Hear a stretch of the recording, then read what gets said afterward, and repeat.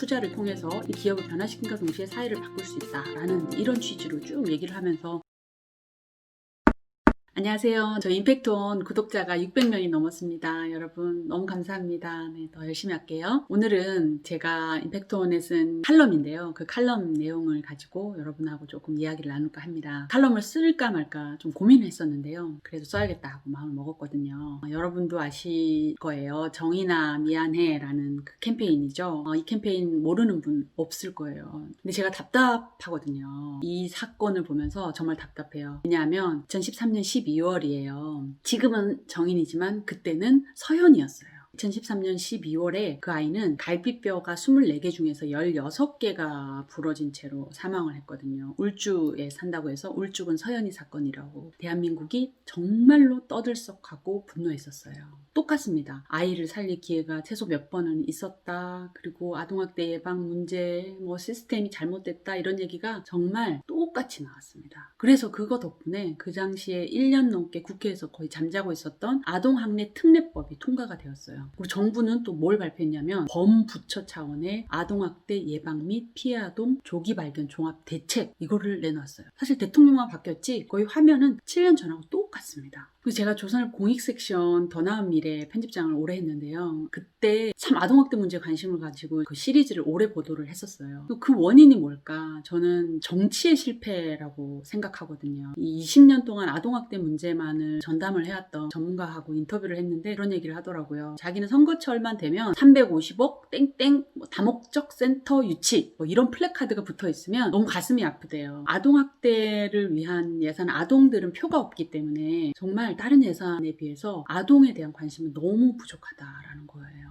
그래서 우리나라 사실은 정부 조직도를 쫙 보면은요, 정부 각 부처가 직접 일하는 게 아니라 산하 센터, 기관들이 정말 많거든요. 그래서 여성가족부에는 건강가족지원센터라든지 다문화가족지원센터 이런 것들이라든지 고용노동부에는 고용복지센터 이런 센터들이 쫙 있어요. 근데 이 센터들이 거의 다 기초지자체 한 220곳 정도 되는데 이것만큼의 숫자가 있는데 아동학대 같은 경우는 보건복지부가 관심을 가지기 전에 실제로 현장에는 아동학대 문제가 너무 많아서 민간 NGO들이 이 아동학대 문제를 실제로 다루고 있었기 때문에 이거를 정부가 일을 하기 전에 민간이 먼저 하고 있었어요. 그러다 보니까 나중에 이제 정부가 이걸 해야 되겠다 이 문제의 심각성을 알고 정부 체계 안에 들어가게 되면서 아직도 민간 NGO가 이 아동학대 문제를 위탁해서 처리를 하고 있거든요. 그러다 보니까 아동보호 전문기관 숫자가 거의 60개 정도밖에 안 돼요. 다른 데는 거의 220개죠. 그래서 나중에 이제 법이 바뀌어가지고 아동학대 신고가 들어오면 출동을 해야 되는데 어떤 곳 같은 경우는 경찰서하고 경찰관하고 같이 가야 되거든요. 경찰서 50곳당 아동학대 전문기관이 한 곳밖에 없는 거예요. 그러니까는 이게 너무 사실 문제가 많고 경찰관 같은 경우도 경찰관이 제대로 아동학대를 이렇게 처분을 하면 좋은데 보직이 수시로 바뀌잖아요. 그러니까 전문성이 없죠. 그리고 실제로 아동학대를 판정을 하려고 해도 아동학대 전문기관에 일을 하는 직원들 같은 경우 민간 NGO에서 거의 20, 30대 신입들이 가요. 다 가기 싫어하기 때문에. 거기에 가면요. 어디에서는 칼 들고 찾아오는 학대 부모들도 많고 불도 지르고요. 그래서 협박 이런 거는 너무나 다반사로 겪고 있기 때문에 이 상황이 너무 열악하거든요. 그래서 막상 판정을 받았다 하더라도 소송 위협을 당하기도 하기 때문에 상당히 소극적으로 아동학대 판정을 하고 판정을 받았다고 하더라도 분리된 아이들을 쉼터라고 하죠. 그 아이들을 누가 케어하겠어요? 케어할 수 있는 곳도 사실은 상당히 부족하고 문제가 너무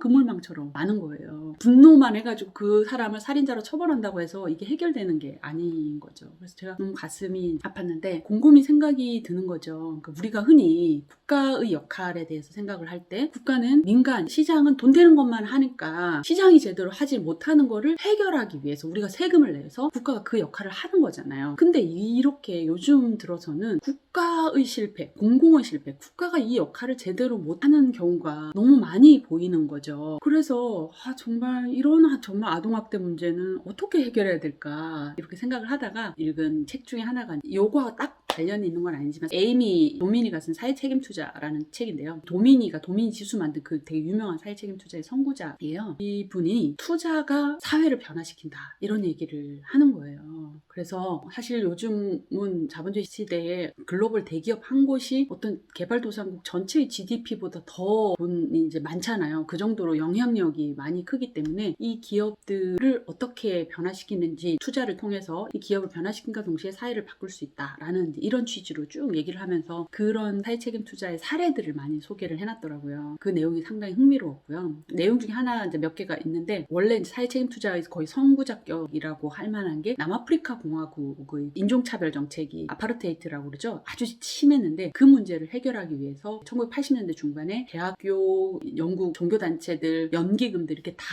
힘을 모아가지고 남아공에서 사업을 하고 있는 모든 기업들의 주식을 처분을 하는 그런 무브먼트를 벌였고 이게 1980년대에 미국, 유럽, 영연방 이런 곳들이 다 무역제재, 뭐 신규 투자 금지 이런 것까지 하자 어쩔 수 없이 백기를 들고 이 인종차별 정책을 폐지하고 이 정권이 이제 물러나게 되는 계기가 되었다라는 그런 사례들이 나오고요. 그래서 이 사회책임 투자에 말하자면 뿌리가 된 사례라고 볼 수 있죠. 그뿐만 아니라 89년도에 그 미국 원유 운반선인 엑손 발데즈 여기가 알래스카 암초에 부딪힌 거예요. 그래가지고 이틀 동안에 26만 배럴의 원유가 쏟아져가지고 미국 역사상 최악의 원유 유출 사고라고 불리는데요. 이 사고를 계기로 이게 사람들이 이제 각성을 한 거죠. 이 기업이 정말 환경, 사회적 책임이 얼마나 중요한지에 대한 것들을 각성을 했고 많은 단체들이 이제 여기에서 나오게 됐는데 세레즈 원칙이라는 것도 만들어졌고 책에 보면 나중에 GRI라고 글로벌 리포팅 이니셔티브 지금 기업의 ESG에 관련된 지속가능 보고서를 보면 이 GRI 원칙에 따라서 작성을 하는 경우가 많거든요. 그래서 이런 GRI도 탄생했던 이런 계기가 되었다라는 얘기 나오고요. 가장 흥미로웠던 지점 중에 하나는요. WHO에서 세계적으로 이제 분유 유통 기준 사례를 만든 거였어요. 이게 자선수녀회라고 Sisters of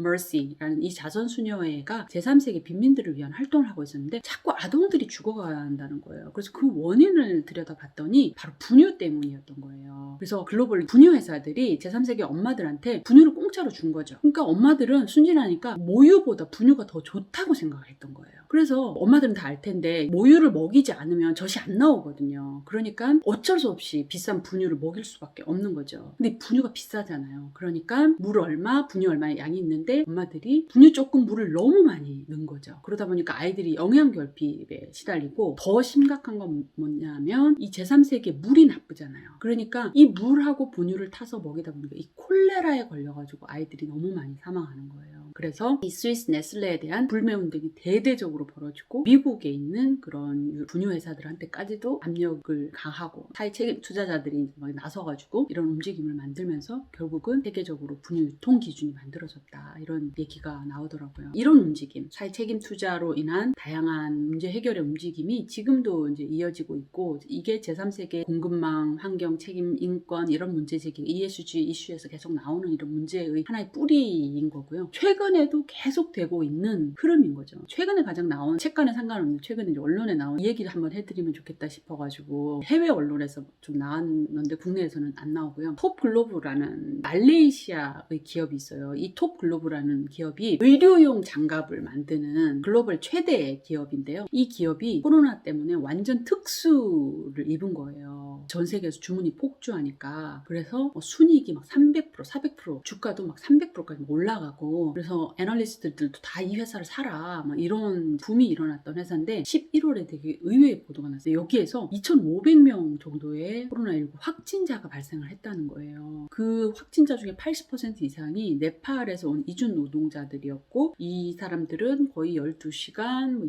2교대로 주 6일 내내 일을 하고 비좁은 숙소에서 일을 하고 있는 그런 환경들이 쭉 다 나오게 되면서 공장 문제점이 막 보도가 됐는데 올해 1월에 블랙록 세계 최대의 자산운용사 이 블랙록하고 노르웨이 국부펀드가 이사 선임 톱글로벌의 이사 선임에 반대한다라는 것을 공개적으로 표명을 해가지고 화제가 되었어요. 블랙록에서 내용을 발표를 했는데 실제로 언론에는 2,500명으로 나왔는데 5,000명 이상 이 전체 인력의 25% 정도 되는데 5,000명 이상이 코로나19에 감염이 됐고 한 명이 사망을 했다. 근데 이런 내용들 그리고 이 안에서 실제 실제 현장 사진을 공유했던 직원이 해고가 되기도 하고 이런 여러 가지 문제들이 주주들한테 알려진 내용하고 상당히 다르다라고 막 신랄하게 비판을 했고 그래서 이런 상황의 중대성을 감안할 때 이 이사 선임을 반대한다라고 이야기한 겁니다. 그래서 이런 의식의 흐름에 따라서 정인이 사건부터 사회 책임 투자의 역사 그리고 최근에까지 이어지는 이런 흐름을 보면서 올해 이제 우리나라 ESG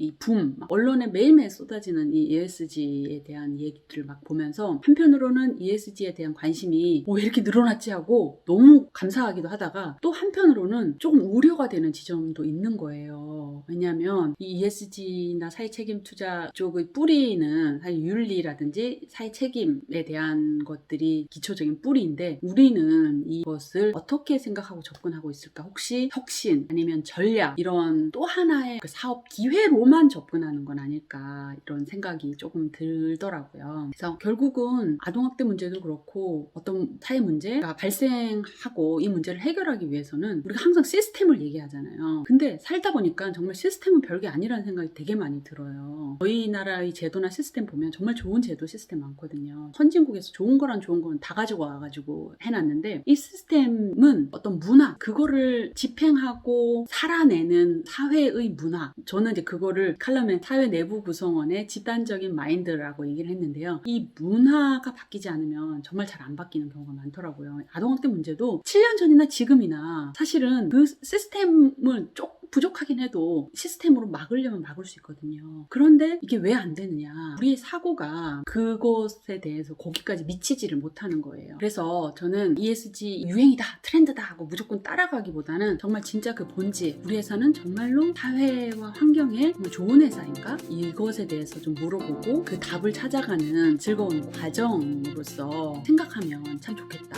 그런 생각했습니다. 오늘 여기까지 하겠습니다. 감사합니다.